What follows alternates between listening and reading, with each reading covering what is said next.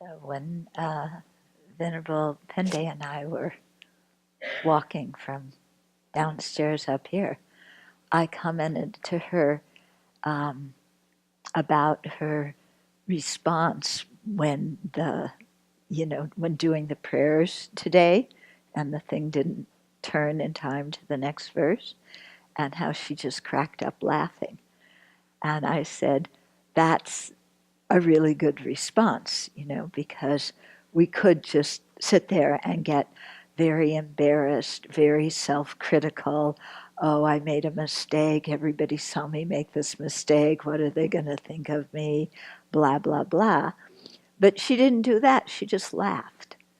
And I thought that was a really healthy, beautiful response to the situation. And then she told me how difficult it is to actually do that. That you really have to be on top of how many times people are saying things so you hit it at the right time. And if you don't hit it hard enough, it doesn't move. And if you hit it too hard, it goes several things ahead.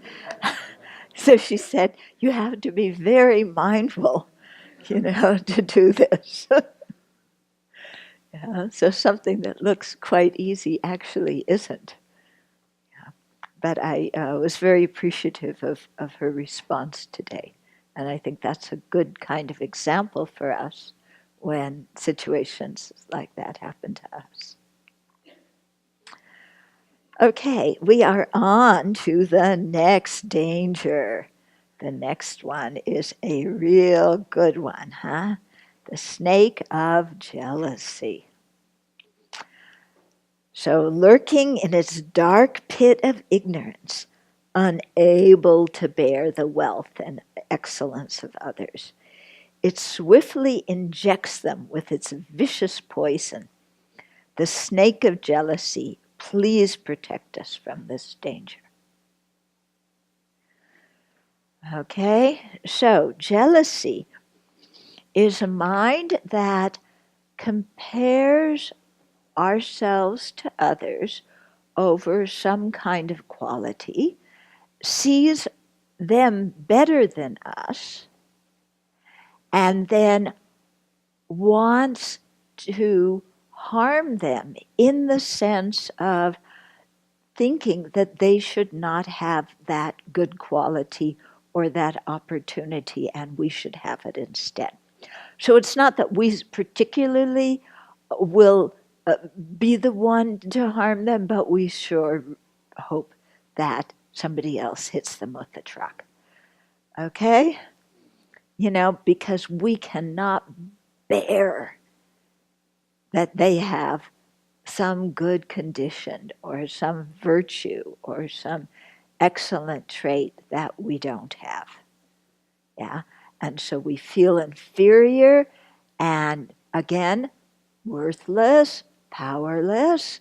So jealousy is a form of anger, that fights back against that feeling of not having, of being powerless or being unworthy. Okay? So, lurking in the dark pit of ignorance. Okay, you got it. I love the poetry in this. I mean, a dark pit. Yeah, mucky, dirty, deep, disgusting. You don't know what's down there. That's the ignorant mind. Okay? So we don't see the nature of reality, the ultimate truth. And even conventionally, we're totally ignorant about what creates virtue and what creates what is virtuous, what is non-virtuous, what's the cause of happiness and what's the cause of suffering. Yeah, so in that pit of ignorance, yeah, unable to bear the wealth and excellence of others. Okay, so the wealth of others could be monetary wealth, possessions, it could be social status, it could be popularity, it could be, whatever it is we desire, yeah, could be wealth and excellence. So it could be opportunities, We're jealous of people who have opportunities that we don't have. Yeah, we say it's unfair. We're disgruntled. We complain. They shouldn't have those opportunities. I should have them. Okay. And so we're really revved up about this. And so it's a mind that doesn't kind of accept that we created the cause for our own situation. Instead, it's blaming outside and saying that the world is unfair. Now,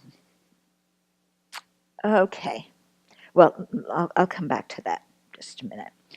Okay, so it's, we can't stand that others have wealth and opportunities that we don't have. Okay, so we're just seething with jealousy.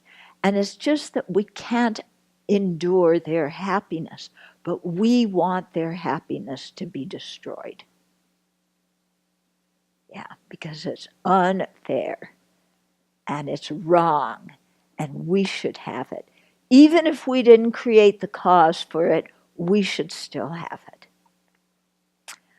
Okay, so this can be a little bit dicey when we start talking about oppression and injustice. Yeah, this can be dicey because do we just say that when there's oppression and injustice that we're jealous of other people and that that's an affliction that we shouldn't feel? I think we have to look closely at this, okay? And I think it depends very much on the mind of the person. And I will give you a personal example, okay? Just to show you a little bit of my reflection on the topic. So, being a nun in Tibetan Buddhism, in the Tibetan community in India, especially being an Inji nun, a foreign nun, yeah, well, first of all, the nuns sit in the back, yeah. The Inji nuns, sometimes because we're Injis, we get to sit closer to His Holiness or wherever, but we're not included in the Tibetan institutional framework. We're seen as outsiders, basically. Yeah. So maybe by our particular teachers, the situation is different because they know us personally and they're teaching us and so on. But when you live in the community in general, it's very clear you are an outsider when you're an Inji nun. Okay?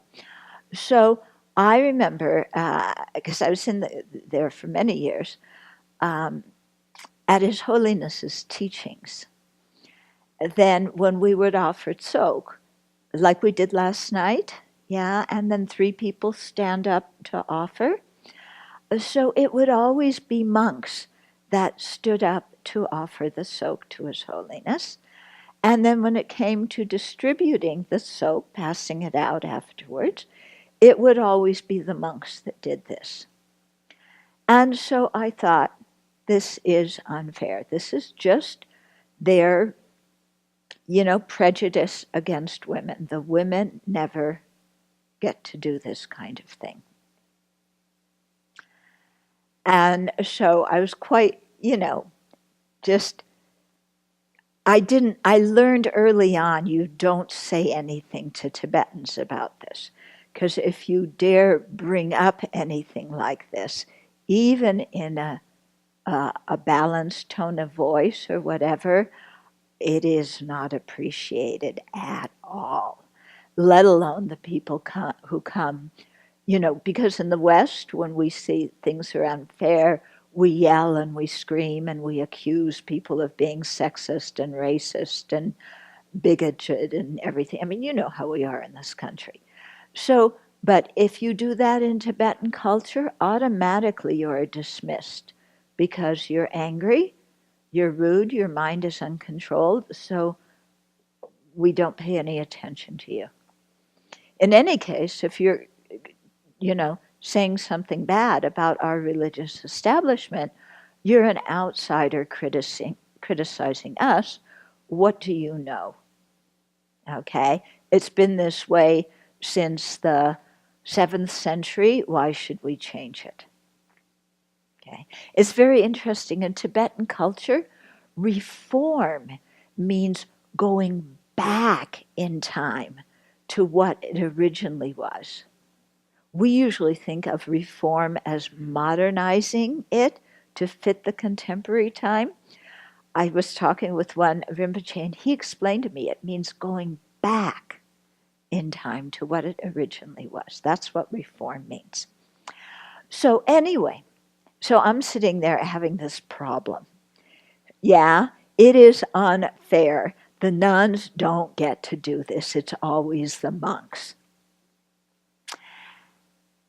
And so one time when the puja was going on and this was happening, I imagined, well, what would it be like if the nuns got up and offered the soak to His Holiness, and then the nuns passed it out to the whole congregation? And then my thought was, oh, now the nuns have to stand up and do everything, and the monks get to sit there. Yeah? So I realized the contradictoriness of my own, animosity towards this situation. Yeah, that no matter what they did, I was going to criticize because I felt that the women were being put down. Okay? Yet, it always disturbed me because in the early years of my ordination, I very much wanted to go to South India to study in the monasteries. My teacher, Geshe Nawan Darge, used to praise the study in the monasteries, and the little that I knew of it, I was really inclined towards that, and I wanted to go. And the problem was, I didn't have the correct body. So I could not be admitted to one of the monasteries in the south. And at that time, the nuns did not have the Geshe education. Okay? So there was some disgruntledness. Looking back in time now, I think it's very good I didn't do that, because I think if I had done that, I would have become extremely arrogant. And I would have relied a lot on Buddhist jargon instead of really thinking about the meaning of things. But that's just a little PS at the end of the story that I'm telling you now. Anyway, throughout the years I would watch, and there was always this kind of resentment about the monks, especially, you're going to teachings, and as you age, it's clear that you've been around for a long time, and, whatever. And the young monks just push and shove, and they cut in front of you, and they sit in front of you, and they spill tea on top of you. And, it's like, you don't matter. Okay, I mean, to the young monks, I mean, from this big up through maybe 35, 40, that's kind of the way it is. The older monks just kind of naturally go ahead of you because they're men and you're a woman. And, they're monks, and the monks always go first. So it took me a long time to understand that my discontent about that, aside from being my own berserky mind about, how I would find the women as losers, no matter whether they stood up and served the soak or sat down and received it. Um, Aside from that, I realized that there was jealousy. Yeah, I was jealous that they had an opportunity to study that I didn't have. And they had an opportunity to be kind of welcomed with, in the system by the fact of being men and the fact of being Tibetan that I didn't have. And it took me a long time to realize that there was that jealousy there. Yeah. That it wasn't just, this is unfair and they need to change. There was also affliction in my mind. Okay? So it may be true that there's prejudice and there's a lack of opportunity and so on. But if I respond to that with jealousy, that jealousy is my defilement. The situation may still be prejudicial or oppressive or whatever you want to call it. But I have a choice about how to respond to it. And I don't have to respond with jealousy. I can respond with a balanced mind that just cares about everybody in the situation.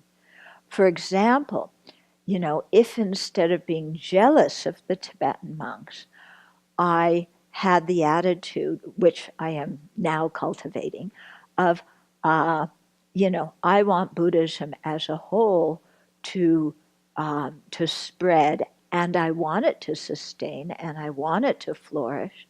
And for that to happen, it's very important that the monasteries in South India are sustained and that they have good teachers and, they do what they're doing. That's very, very important for the existence of the Dharma in this world.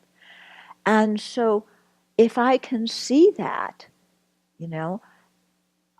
without feeling jealous that they have an opportunity I don't have, and being more content with my own situation, which I am right now, I'm very happy with, what I'm doing and who I am, and I feel quite fulfilled with that. Then to say in that situation, if my own mind is clear and balanced, that, gender bias in Buddhism is detrimental to the spread of Buddhism, and what the Buddha wanted was for everybody possible to benefit from his teachings. And so this kind of lack of opportunity for women, I consider as, going against what the Buddha would want and impeding the spread of the Dharma. And so with that kind of mind, I think that we need to change the attitude towards women. But that's very different than having a mind that is resentful and jealous and saying it's unfair and wanting to change it, motivated with that kind of attitude. Are you getting what I'm saying? Yeah? So this took me a long time to understand and a long time to work on, to really be able to see it in a clear way, where when I see the bias in motion, in progress, where I don't get angry about it and resentful and jealous. And I've really seen, I can see so much clearer now that some of the people who do get upset and say things with an upset voice, how that doesn't help the situation at all. Yeah. And the monks and the powers that be just kind of whatever. So for me, it's like I have to accept, okay? For example, yeah, in the Tibetan community, human rights means Tibetan rights. It doesn't include civil rights, women's rights, all the other, the rights of other oppressed people, and so on. When they hear human rights, they think of their country being occupied by the communist Chinese and being oppressed, and the people there not having freedom of religion.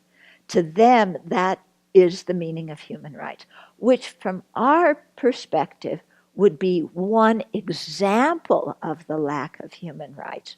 But for us, the lack of human rights goes way, way beyond that, doesn't it? But not in the Tibetan community. With His Holiness, yes. His Holiness has a completely big mind.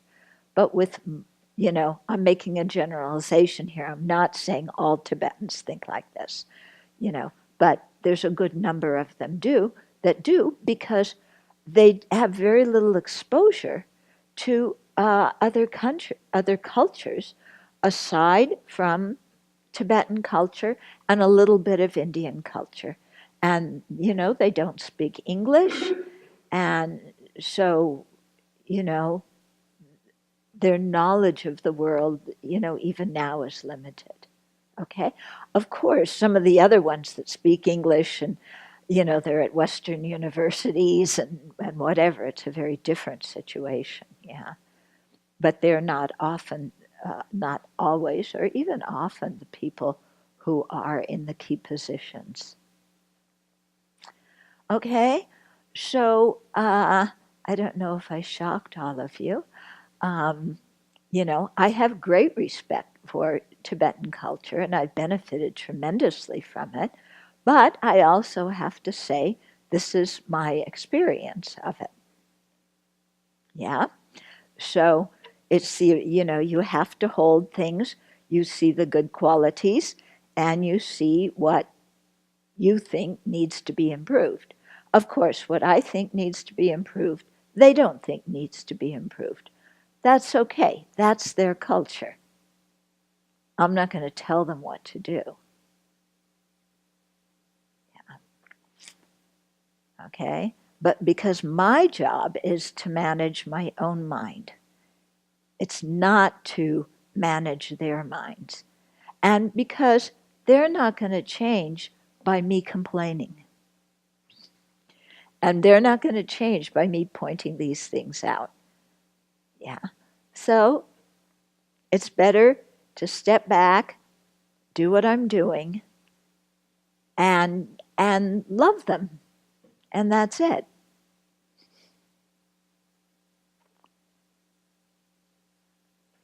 Okay?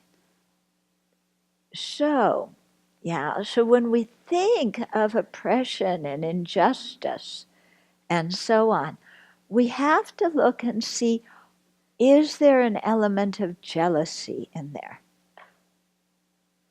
Is there an element of anger or resentment? Yeah. I'm not saying people shouldn't be angry and shouldn't be resentful or jealous. Should is not something that works very well in reality. People feel whatever they feel. But what I'm saying is, if we are resentful or jealous or angry, is that motivation something that benefits us in the long term in terms of the karma we create? And is it beneficial to the actual social change that we're starting to bring or that we're wanting to bring? Yeah. In other words, is there another way to advocate for social change without insulting other people and calling them names and yelling and screaming at them like we often do in this country?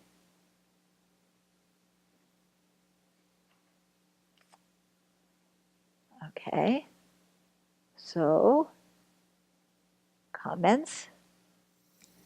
The description of jealousy, saying that not only unable to bear others' good fortune and happiness, and not only wanting that for ourselves, but wanting to destroy it. Yeah. Is that just the worst level of it? I mean, what you're describing, you wanted the opportunity others had, but did you really want to destroy their opportunity? And at what level is it? When you want to destroy that? Is that just what it leads to if you let it fester, or is it got to be that to be jealousy? Yeah. I would say maybe it's more envy, wanting to have it for yourself, but not wanting to destroy it for others. But there also, for me at least, was a little element of, well, actually, it was anger. Like, I would like them to understand, and they're not understanding. Okay. It wasn't so much that I didn't want them to have the study program. So, but there was so much anger in it that for me it seemed like jealousy. And maybe might have been better to call it resentment and envy, because it wasn't like I didn't want them to have it, but there was not a good feeling. But you were resenting that they didn't share that opportunity Yeah, with you, and they could. yeah, But I guess I'm wondering about the distinct definition of yeah. jealousy. And So maybe it doesn't strictly fit the definition. Yeah, but in my mind, calling it jealousy was okay because of the degree of resentment. Because I associate jealousy with a lot of resentment, even though I didn't strictly by the definition want to destroy their monasteries. That wasn't the point. but so strictly with the definition, it does include that So, aspect. strictly with the definition, maybe what I was feeling was not jealousy, but so you win. No, I got But what that. I'm saying, I'm it, asking you if that is part of the definition. That yeah, is, it is it strict is to be part of the strictly. Okay, definition that yeah. you can't bear their, their good fortune. And want to Well, destroy it. That is part. well, let's take out yeah, do you have the Lowrick text on your computer? Look it up. Okay. By the way, there's also different definitions of some of these mental factors, so the definitions don't always agree, but we'll get the proper definition now. Okay, in the meantime, you want to go? So I'm so glad I'm here. I've spent so many hours trying to contemplating why people on one side of the aisle politically are so tone deaf to people on the other side of the aisle. And this discussion brings up for me, and I think frames it very nicely, which is that people end up only hearing the anger. Yeah. And they end up entrenching in their position out of a reaction to the anger and not to the content. Yep. And I think maybe your message here is really poignant for all of us interacting with anyone, which is pointing out their anger when they're giving an important message. Because I think sometimes I found myself arguing with someone that I actually agree with. Yeah. They're making a point that actually, women should be equal. I'm like, yeah, great. I totally agree with that. It turns out, but I'm responding to this like attack. Yeah. That has nothing to do with the content of the message. Right. And so then I start to get defensive about whatever it is they're saying, no matter what it is. Yeah. And I think it's a really nice lesson. Yeah. For me. And that fits in with yesterday's discussion about the disadvantages of anger, in the sense that when there's anger in a discussion, we stop listening to the content of the discussion, and we're listening instead to the tone and the emotions that are being expressed. And that was my example with the peanut butter leading to divorce, is that the actual discussion was not about peanut butter. It started out about peanut butter, but after one or two changes, it got into how are we really relating to each other, and then the anger of accusing the other person of, being passive aggressive, and the other one of not listening. And then, the actual content of the discussion, the peanut butter is irrelevant by that point. Yeah. And so many of our political discussions and family discussions, are like this, where we think they're about a certain topic, but they aren't. They're more about how people are treating us. And like you said, when we feel that they're getting angry, we get defensive, even though we may agree with their position. Yeah. So, we feel threatened, we get defensive, we get angry. It's no longer about whatever we were talking about. Yeah. It's about you are not respecting me. It goes to the conflict. The topic of the conflict goes to a different thing. Yeah. And we often don't realize that at all. This is from the Compendium of Knowledge. What is jealousy? It's a deep disturbance of mind that cannot tolerate another's marvelous attributes due to excessive attachment to gain and honor, and is involved with hatred. It has the function of causing mental unhappiness and of not abiding in contact with happiness. Okay, so then mine was jealousy. Yeah, you don't have to wish others to be separated from their happiness. But often we do,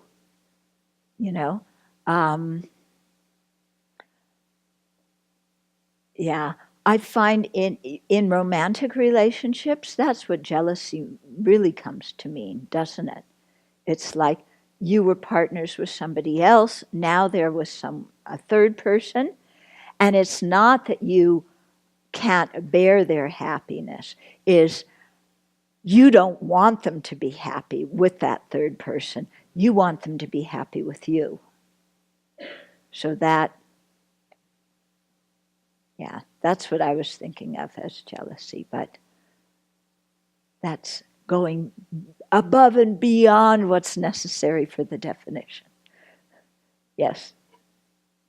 I found that looking at times when I'm jealous, that it's based on thinking that there's only one pie and there's not enough for everyone, and so therefore it is this. It's not specifically wanting to destroy that person's happiness, but it's almost like there's not room for both of us. That person or that thing has to go away so that I can be in that place. So then it is kind of wanting to displace them or get rid of them in some way, because my mind just says there's not enough for everyone. Right.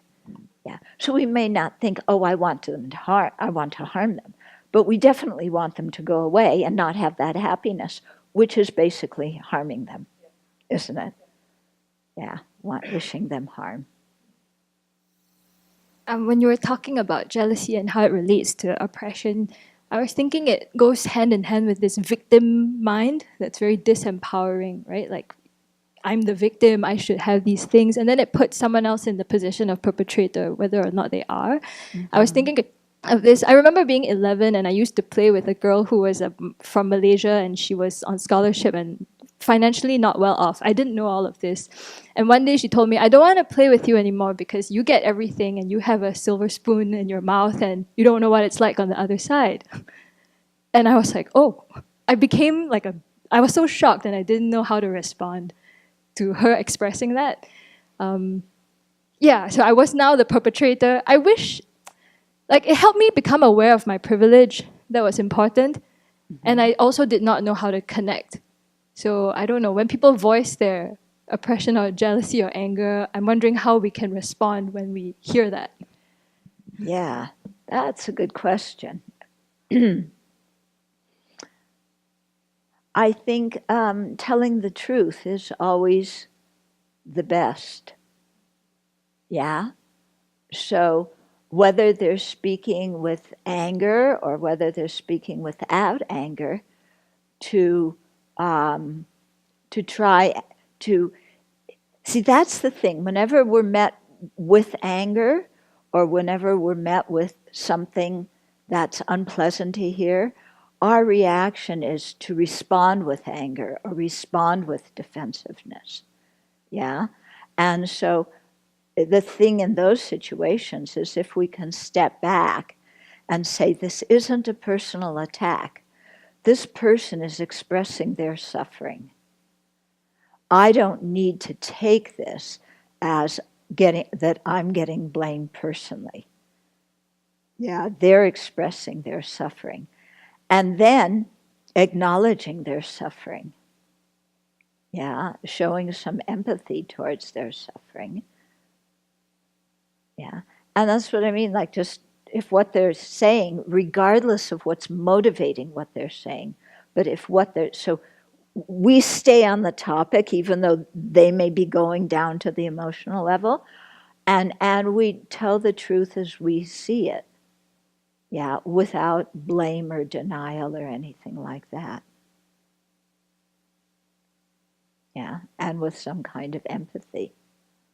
But, this is hard because we so instantly, when we feel somebody, like her saying, I don't want to play with you, yeah, or somebody saying, you're privileged and I'm not, then we instantly feel some level of personal threat, and then we respond to the threat without, and so then we're no longer on the topic.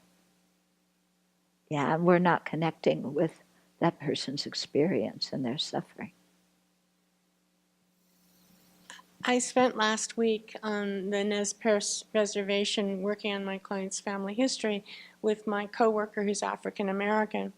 And I was dealing with talking to a tribal leader about, the trauma that they'd experienced at the hands of people who look like me.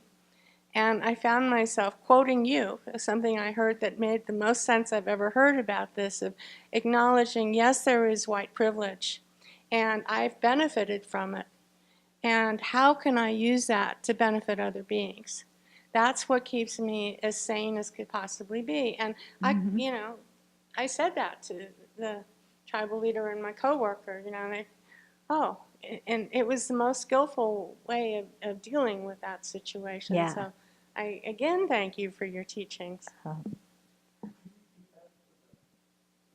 Okay, so she's saying that she was at the Nez Perce Reservation researching a case for a client with a black coworker, and she was talking to the tribal leader, and he was expressing some of the suffering that the tribe has gone through due to the white people in America. As she said, the people who look like me. Yeah. And so she had remembered something that I had talked about. I don't know what it was, but she said that she just acknowledged, yes, I've had privilege, and now I have the responsibility to use it to benefit other people. And that enabled the connection between you and the tribal leader and you and your black colleague. So I wanted to go back to the jealousy thing because I've been tripped up by this and I have a lot to learn on that. And I think that actually it's hard for me to recognize the part of wanting to harm someone else. But when the definition says hatred, so I look in our list, I'm looking at Jeffrey Hopkins, and so hatred is like a form of anger because they don't have hatred listed as one of them. So anger does have the intention to harm. And where I get tripped up is because the intention here is to harm sentient beings or to harm the sufferings in one's own continuum or the phenomena that are the sources of suffering. And that's, how like when Harm the suffering. It's not always like your anger, the intent to harm. This is where I get tripped up on this. My intent to harm, either I'm not aware of it or it's not directed towards others. I either turn it in or I might turn it towards like the situation itself. Yeah. And that still is an intent to harm. And like where they say like such as thorns. And that reminds me of like when I used to mow lawns. I was always getting into these rose bushes and getting cut up by these thorns. And I'd finally get so angry, I'd just take the mower and, squash get rid of the rose thorns, This is the intent to harm. It's just kind of funny. But I think that what I'm trying to get at is that I think that jealousy probably does have that intent to harm, but I might not be aware of where that's directed. You know what I'm saying? Right. Yeah, that's what I think I need to look for. Because intent to harm can mean many things. Yeah. When you're in a quarrel with somebody and instead of yelling and screaming at them, harming that way, you leave the situation. That could be seen as also an intent to harm. Yeah? Very much. It's like, I can't stand you. You don't have the pleasure of me being around anymore. Ciao, folks. To me, it seems not how much is interpreted, but what is your real intention for going away. That's what determines whether it's anger or not, I think. Yeah. But what she's saying, too, is often there's anger, but we're not realizing it's anger. So we may leave the situation, and just say, oh, I need a time out. But somewhere in the mind, not conscious, it's, you are no longer going to have the privilege of me being around. Yeah. And also anger includes, one part of as anger is not being able to endure the situation. Yeah. So you leave also because you're not able to endure the situation. Yeah. But, what you said about sometimes turning the anger in on ourselves, I think that's very true. And I think that women are probably more susceptible to that because we have been taught that if we express anger outward or any kind of aggressiveness, we are a bitch and we're bossy and it's just not feminine. And so that's why so many women either cry or leave the situation. Yeah. So, but the inner thing is anger. Yeah. It's just you can't express it in that way because of the conditioning that we've received by society. I'm seeing many nodding heads in agreement here. I think all three come up within me. I think unable to bear is huge, and all three of those are probably functioning, the outer, the other person, the situation, and turning it in. Yeah. It's just a matter of each situation, which is bigger. Right. And sometimes we start out turning the anger is such that first it's directed towards others, and we may yell and scream or totally withdraw and give them the cold shoulder. And then later, when we see that the other person's unhappy because of our behavior, then we turn the anger inward of what a bad person I am for acting that way. Yeah, and it was actually my fault to begin with because everything's my fault. Yeah, so, our emotions in any situation can progress from anger that way to anger this way to, and this is all happening under the influence of ignorance. You can see why they say, that samsara is dukkha or unsatisfactory by nature because we're under the influence of afflictions and karma. When you really look at how our minds operate in this way, it's, how out of touch with reality we are becomes quite clear, and how harmful self-grasping and self-centeredness are becomes very clear. Just going back to Venerable Damcho's story as the trigger for this, it brings to mind again this concept in nonviolent communication that I so aspire to be able to do and can't. at all, but to not hear what people think, but to only hear their feelings and yes. needs. And if we Yeah. can do that, then we're not interpreting anything and taking any of it personally. Yeah. It seems like such a beautiful antidote and really, really hard. Yeah. So to just explain a little bit more what she's saying, in nonviolent communication, they say, just hear what people feel and what they need, not what they think. Yeah. And so often when we're in a conflict situation, people don't say, I feel hurt, because you're not supposed to feel hurt. If you say, I feel hurt, it indicates that you're vulnerable. So people do not say, I feel hurt. They say, you did this and you did that, and you did this and you did that. So they're blaming and they're saying their interpretation, and their interpretation is what they think, the story that they have made up about what is actually happening in this situation. Okay?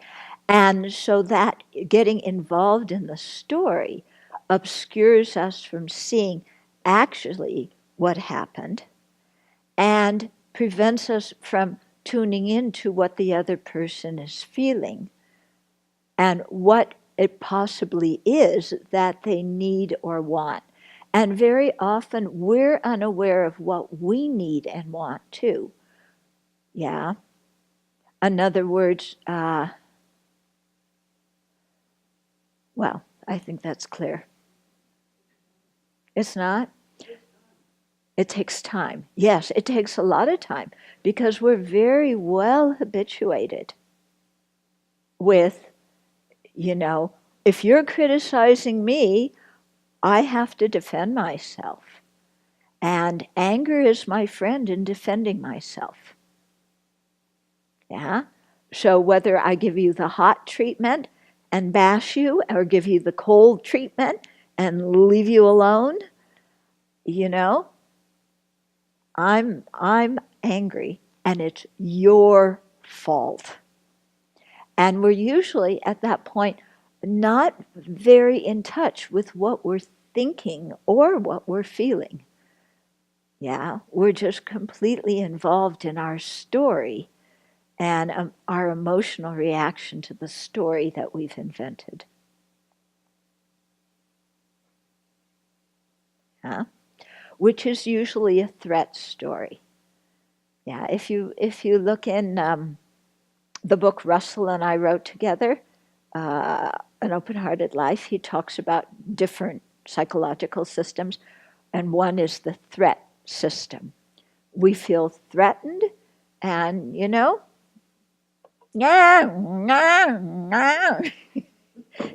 alarm goes off. And maybe there's nothing that really happened. Yeah, but it's this whole thing of, it's the big button that says, don't push me, and somebody walks by it without pushing it, but the vibration of the air makes the alarm go off. And so we talk about our buttons, the things we're sensitive about. Yeah.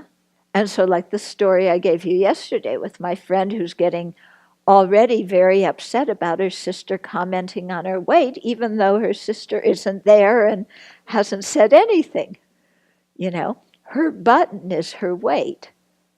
So whatever anybody says about it is, she's going to react. And so we all have our particular buttons.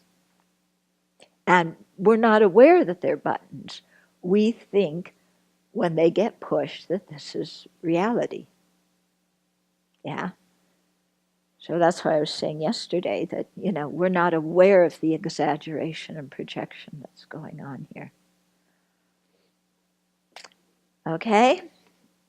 So, what else do we have in jealousy? It swiftly injects them with its vicious poison. That line implies that there's an intent to harm. Yeah, doesn't it? Yeah. We can't bear their wealth and excellence, so we inject them with our poison. Yeah. And trying to make them feel miserable.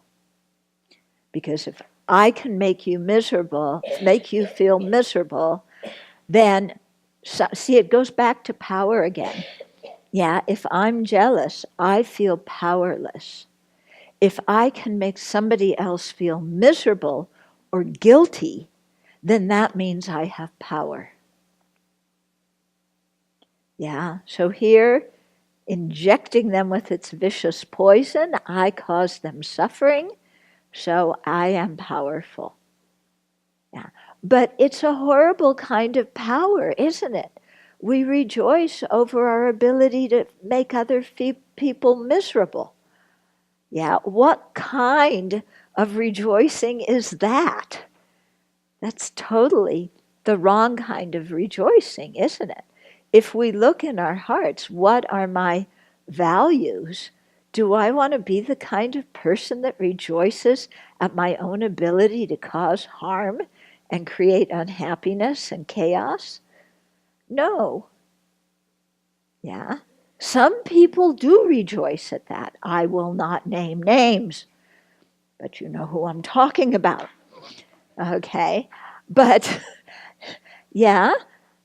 But if we look inside ourselves, do we feel happy doing, at the end of the day, do we say, oh, good, I really made that person miserable? Yeah, that only makes our own self-esteem deteriorate. Maybe this is an excuse, but I'm thinking of a more benign reaction, like if I'm in the locker room at the pool and I'm around all these 20 and 30 somethings with beautiful bodies, and I start to get jealous. I start thinking about sickness, old age, and death. What are they going to look like in 30 years? And and I don't have to do it to them. Time will. Yeah, exactly.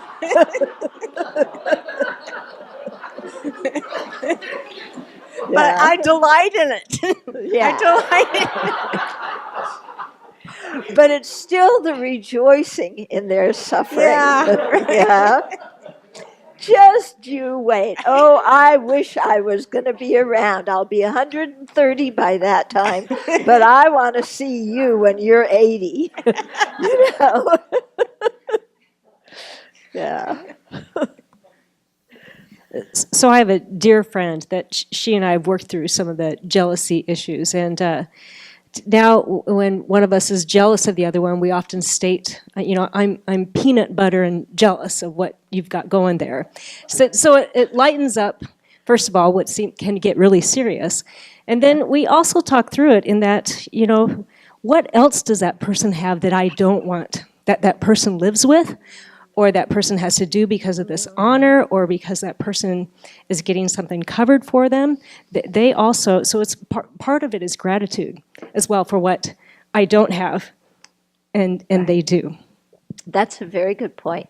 And I always say be careful of who you're jealous of and what you want, because you may get it, and then you get the disadvantages. Yeah. So you're jealous of your colleague because you want the promotion and they get it. Yeah. But then if you get it, then you get the pleasure of working 12-hour days with no extra pay. Yeah. So, be careful of what you want, because it may not be so pleasant when you get it. Yeah. I'll tell you another personal story. So, at one point, I really like being noticed. Yeah. And so, at one of His Holiness's teachings, this was back in 93, so thank goodness I've changed a bit since then, but not totally. But anyway, at that time, yeah, so I was invited, His Holiness was speaking during the day, I was invited to give one of the evening talks. And so I guess I was exceptionally funny during that evening talk. So all these people were coming up and saying, yeah, thank you for the talk. So fine. So the next day, yeah, there's a break in the teachings. I have to go pee-pee. Yeah, I'm trying to get to the ladies' room. But all these people stop me and say, oh, I loved your Dharma talk. It's so great. Thank you very much. Walk a few steps. Oh, I loved your Dharma talk. It's like,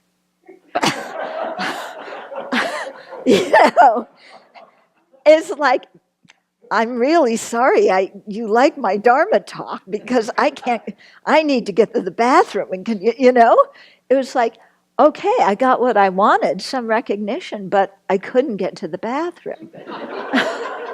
And what's more important? I mean, your recognition or finding a toilet when you need it? Yeah? So it was a very good lesson to me. Be careful of seeking recognition because this is what comes along with it. Yeah? Okay, shall we go on? The snake of jealousy, please protect me from this danger. So we're calling out to Tara to protect us. What is the antidote to jealousy? Rejoicing. This is the absolute last thing you want to do, isn't it? When somebody has something that you want, the last thing you want to do is rejoice that they have it. That's why rejoicing is the antidote to jealousy. Because it's the total opposite. Jealousy is you have it, and I want it, and, if you lacked it, all the better. Okay? And rejoicing that they have it is what solves the jealousy. So the trick in rejoicing is, what I find very helpful in getting my mind to rejoicing is what you brought up, is seeing that even if I have what that other person has, I won't be fully happy, and a lot of disadvantages will also accrue. Yeah. So if I think about that, then it weans me away from the attachment to getting what it is. Yeah. And so that's one technique that I find very helpful to getting me to where I can rejoice. A second way of thinking that I find helpful to get me to rejoice is to say, oh, it's good that I don't have that. Yeah. It's good that they have that opportunity. It's good that they have that recognition. It's good that they have that wealth. It's good that they have whatever it is I'm jealous of. Yeah. Why is it good? Because it makes my self-centered attitude unhappy. And my self-centered attitude is one of my real enemies. So something that is harming my true enemy makes me happy. Yeah. So I'll sit and think, this is really good. This is flattening my ego. And I have a big ego, and it should be flattened. So this is actually helping me flatten it. And it's harming my self-centeredness. It's making me see the disadvantage of being attached to samsaric things. So it's actually good that I'm not getting these things that I'm wanting, and that the other person is having them and I'm not. Because that corresponds with fulfilling my deeper wish to make progress on the Dharma path. Yeah.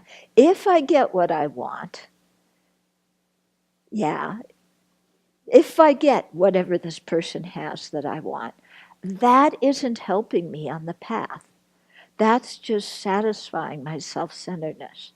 If I don't get what I want, yeah, it's making me see that samsaric pleasures are not to be trusted and that they're totally worthless. And why be attached to these things? Because even if I get them, they're not going to make me everlastingly happy. And even if I get them, they're going to bring a whole host of problems. So it's good I didn't get it. Yeah, my big ego's getting flattened. It needs to get flattened. This is good.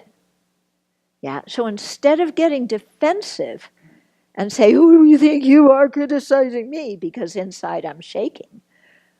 I agree with the other person. You're absolutely right, and this is good for me. Okay? It sounds crazy, but when you really think like this, because you've gotten your mind in tune with the Dharma, and then you think like this, then as soon as you think like that, then the suffering goes away. The suffering goes away. It's like, I don't need to have this. I mean, what good is this, I get this possession. What good is it really going to do me? I get this honor or appreciation. What good is it really going to do me? Nothing. Yeah, it doesn't get me any closer to awakening. Yeah, so why am I hankering after that? That's ridiculous on my part. It's quite good that I don't get it. Okay? So then you learn to rejoice when you fail. Okay? And I remember one time having a conversation with somebody, and he was telling me that, because he was in charge of looking at applicants for a job, and so he asked one of his mentors, what qualities do you look for when you're reviewing applications? And the mentor told him, you want to look for how people act when they fail. Because that tells you something important about the person. When somebody succeeds, that's not so important. But what do they do when they fail? Do they get angry? Do they blame? Do they withdraw? Do they get angry at themselves? Do they get stuck in self-pity? Or do they pick themselves up, learn from the situation, and go on? Okay? So, when our objective in our hearts is to progress along the path, then when failing is good for us, because it shows us the disadvantages of clinging on to worldly samsaric things that have no ability to give us lasting happiness. And then we learn from this situation, we pick ourselves up and we go on. And that is a beautiful way to fail. It's transforming failure into Dharma practice. Whereas often when we succeed, we just get arrogant and toot our own trumpet, our own whistle. What is it? Horn. Yes. Yes. Oh, I heard, this reminded me of something I've heard very funny. His Holiness's younger brother, Nari Rinpoche, has this great sense of humor. So one time, I don't know, I can't remember what the situation was, but he was with somebody who was, apparently like just being quite, with a lot of bravado. Yeah, and I did this and I did this. And, and Nari Rinpoche said, are you taking up music? And the guy said, no, but why are you asking? He said, because you're blowing your own horn.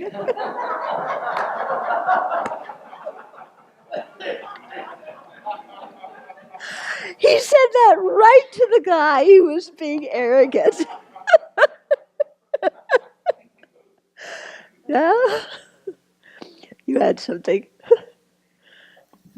What are some ways that I can think if I'm jealous of people, because they get to do bad things or things that they shouldn't do that I also want to do. You know, on the one hand, I want to improve, but on the other hand, I'm jealous. Like, how come they get to behave badly? Ah, okay. Okay. Yes. Yes. Okay.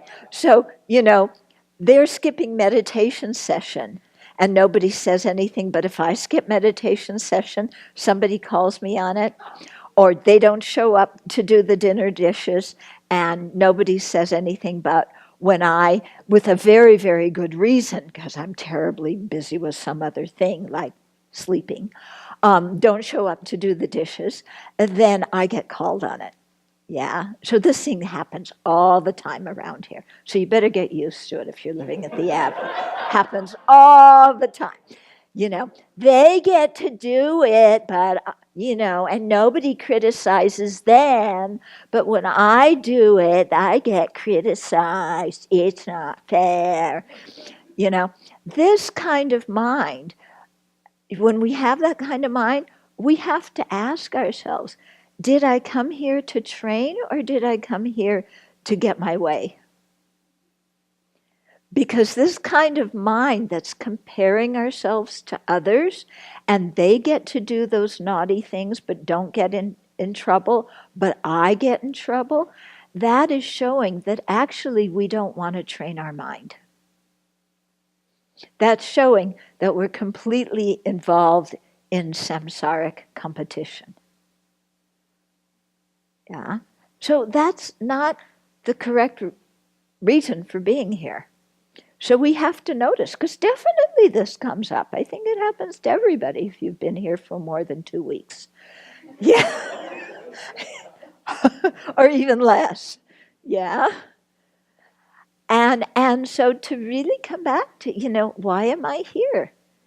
Is it to get my way or to train my mind? And whether that person gets called on it or not is not my business. My business is my behavior. What they do and how people react to their behavior is not my business. Yeah. My business is, why am I doing what I'm doing? Yeah. And why am I wanting to get away with those things? I mean, everybody who's doing the dinner dishes would rather have a little break after dinner. Why do I think I deserve it more than they do? And not only deserve it, but I should not get called on it. Yeah. Am I part of a team, or am I doing my own trip? Yeah. And if I want to be part of a community, is doing my own trip going to work for me? It's not going to work. Yeah. Because whether other people criticize me or don't, even if I can fool them so that they don't comment on what I'm doing, I can pull it off without them noticing. Even if I succeed in that, I'm not fulfilling my own reason for being here, which is to train my mind and progress on the path. So I'm actually, at the end of the day, creating a handicap for myself.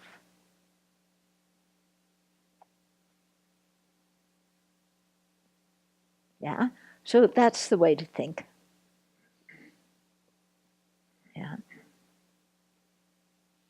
Of course, like I said, the antidote is always the last thing we want to do. But that's why it's the antidote, because the antidote puts our mind back in virtue and takes it away from non-virtue. Okay, so that addressed something important for me. And it leads to my next question, which is rejoicing the only antidote, or are there antidotes that people... Can I find another one that's easier? Well... Can I still feel jealous, but apply an antidote? Well, the one I use is the one that is not always rejoicing. It's usually, this is my life, that's their life. I can't control It's just none of my business. Yeah. Right? This is my existence, so I worry about me. And Yeah. Yeah, that's perfectly But what I all right. worried, the question I was going to ask is, what are some antidotes people apply that are actually somehow harmful to themselves or harmful to their long-term progression along the path, that if they creep into my mind, I want to be guarded against? Or If it's a or- true antidote, there's not going to be any disadvantages to it. Okay, so if it works, then Yeah, if it works, then that's fine. Yeah. Okay. Like what you said, if you just stand back and say their life is their life, I can't control it. Or you stand back and you say they created the karmic cause for it, and I clearly didn't. So what's there to be jealous of? Okay. Because, I didn't create the cause. Why am I unhappy with them having it? Yeah. If I didn't create the cause, then I need to get on my toes. Yeah. So yes, if it works, do it.